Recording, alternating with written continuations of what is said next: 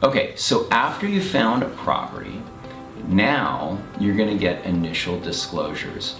Initial disclosures are basically state and federal requirements that we disclose certain things to you as a borrower.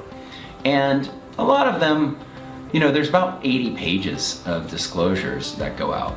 And, a lot of them are pretty generic information going out to you. Other things in there are extremely important. Now, I'm not suggesting that you're not looking over everything. Definitely look over everything that you're signing.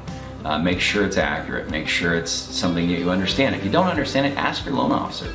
But the main two things in the initial disclosure package that I always like to mention are the application itself. Hey, make sure that everything is accurate in there, because you're signing saying, hey, as of this date, this information that's in this application is accurate to the best of your ability.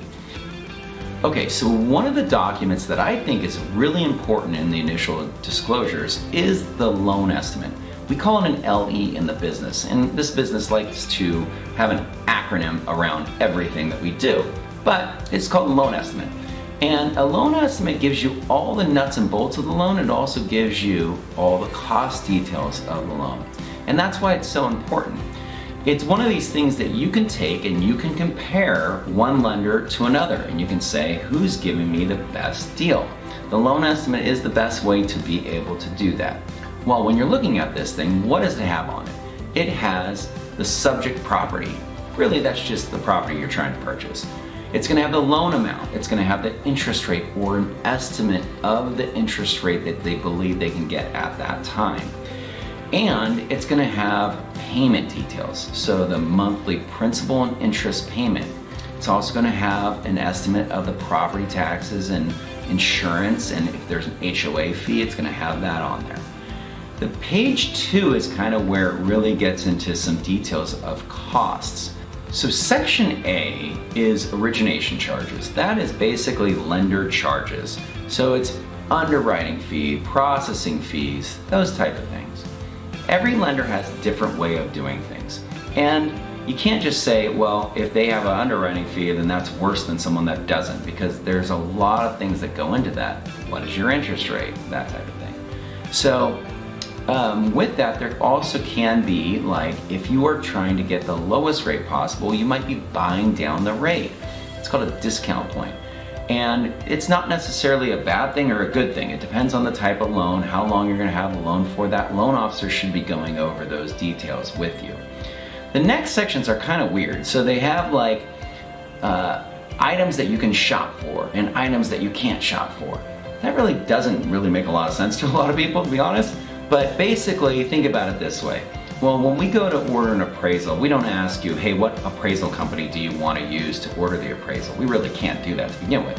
When you go get your credit pulled, we didn't ask you, hey, do you want to pull it through this company or this company? We just pulled your credit.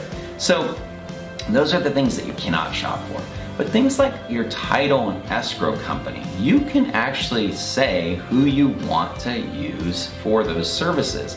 In some states, there's attorneys that are involved and all that type of stuff.